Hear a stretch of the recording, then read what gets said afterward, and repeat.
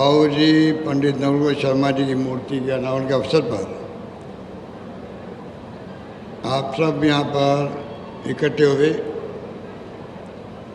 बाबूजी के बारे में मेरे पूर्व वक्ताओं ने बहुत कुछ कहा।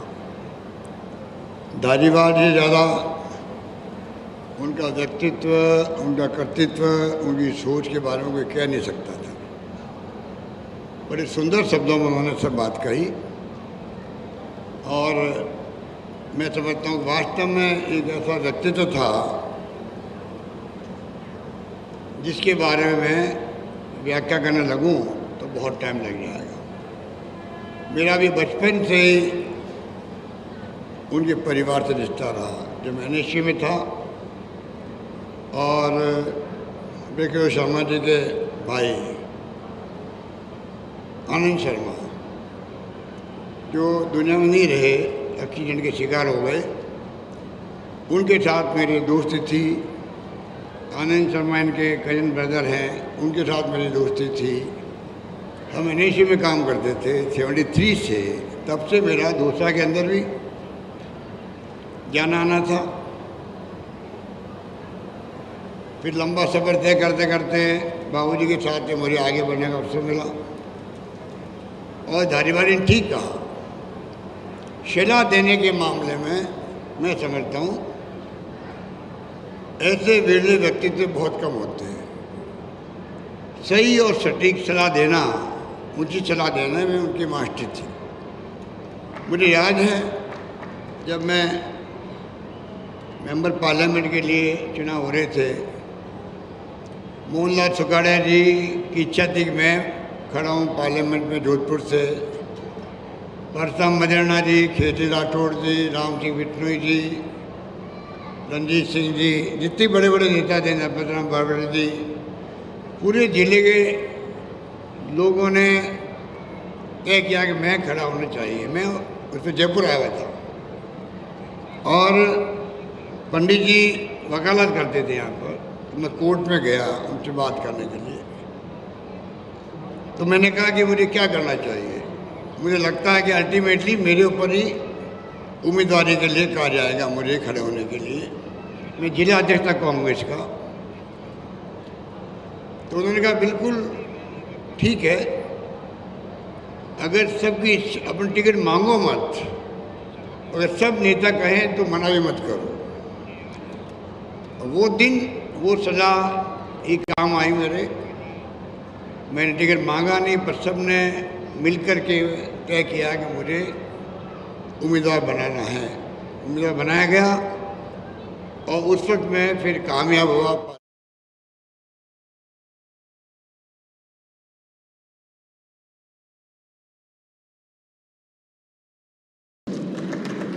और हम लोग जब पार्लियामेंट में वापस मिले, बाबूजी बन चुके थे, मैं पार्लियामेंट। शायद आप में से शायद क्यों को मालूम नहीं होगा, अधिकांश लोगों को भूल गए होंगे।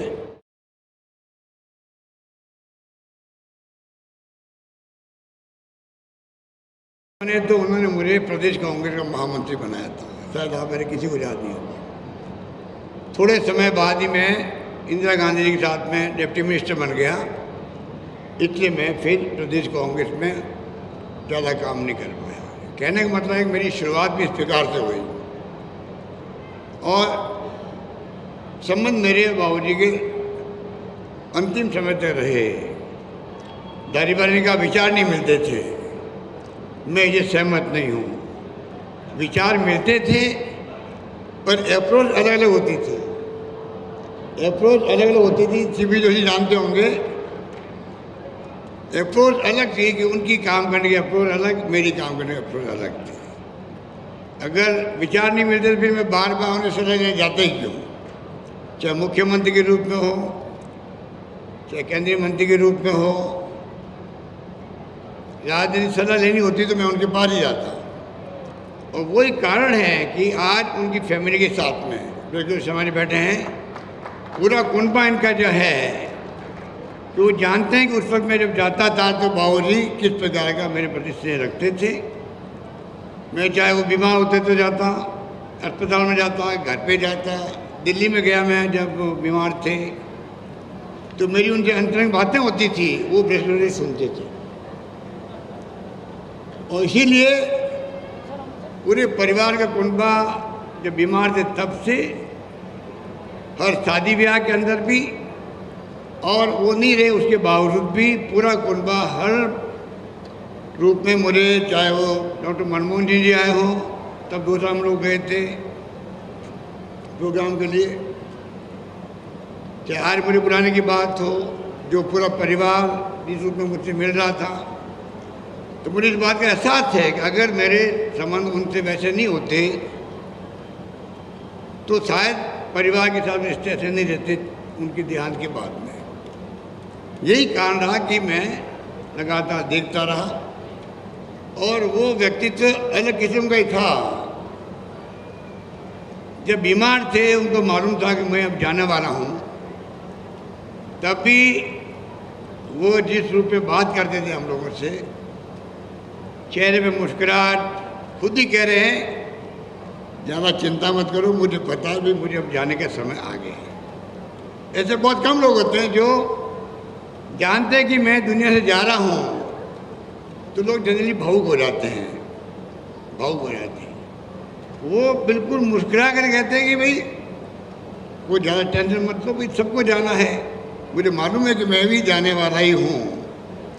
इस प्रकार के कई अंतरंग क्षण हमारी ज़िंदगी में रहे हैं, और मैं समझता हूँ कि राजनीतिक कौशल के रूप में कुछ जिम्मेदारी उनको दी हो। मैंने उनको जब रिक्वेस्ट की, राजस्थान स्वर्ण जयंती समिति, समारोह समिति बनाई, उनको अध्यक्ष बनाया, मंत्री का दर्जा दिया, उन्होंने स्वीकार किया। मैं ऑफर करने के बजाय जो उन्होंने स्वीकार किया उसका मुझे गर्व है। और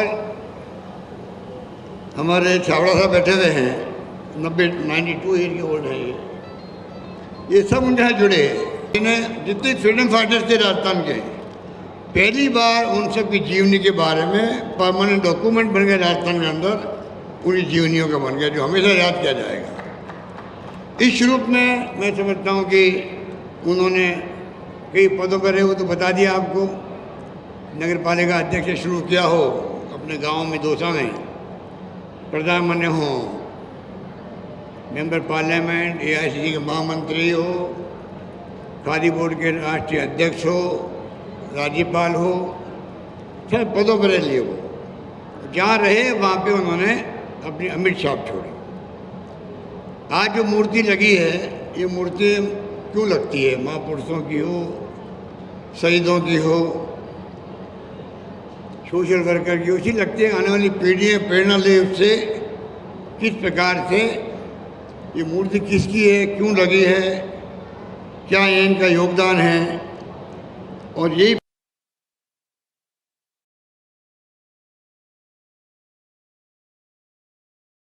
प्रेरणा नौजवान पीढ़ी जब जानकारी प्राप्त करती है मूर्ति के बारे में, तो मन में भाव पैदा होता है कि मुझे भी ज़िंदगी में कुछ करके दिखाना है।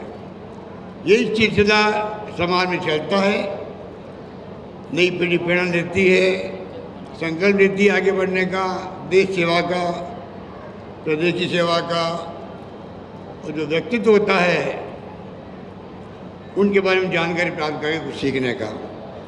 तो मुझे बहुत खुशी है कि आज डॉक्टर शर्मा जी ने, इनके परिवार के लोगों ने ये प्रोग्राम रखा, शानदार मूर्ति बनी। आनंद शर्मा नाम है इनका, जिसने मूर्ति बनाई है, आनंद शर्मा, विकास शर्मा।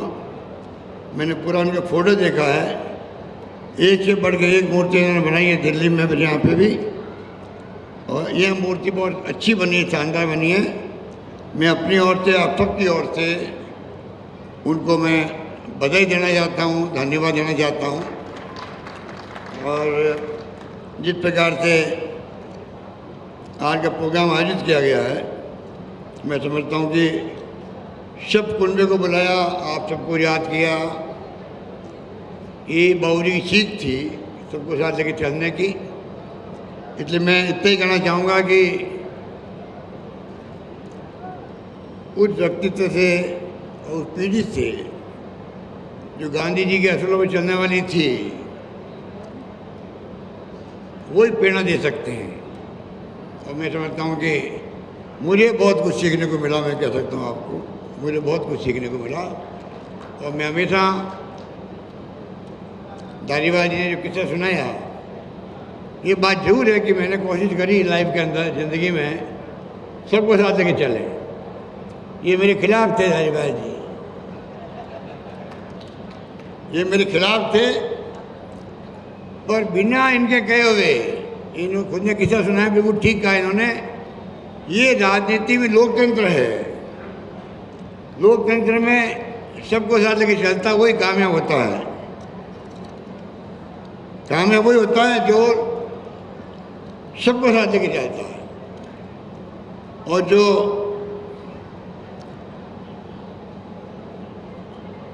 अपनी बात करता है, पराई की बात करता है, गुटबाजी पैदा करता है, वो कभी कामयाब नहीं हो सकता जिंदगी के अंदर। बाबूजी वो खास थी, तो मैंने खुद ने इनको ऑफर किया, मंत्री एक एग्जाम्पल है, मेरा पहला मंत्रिमंडल बना 98 के अंदर। उस वक्त मैंने करके सबको लिया जाओ, किसी का आदमी, वो कांग्रेस का आदमी है, हाईकमान का आदमी है, सोनिया गांधी का आदमी है, ये भावना मैंने रखी।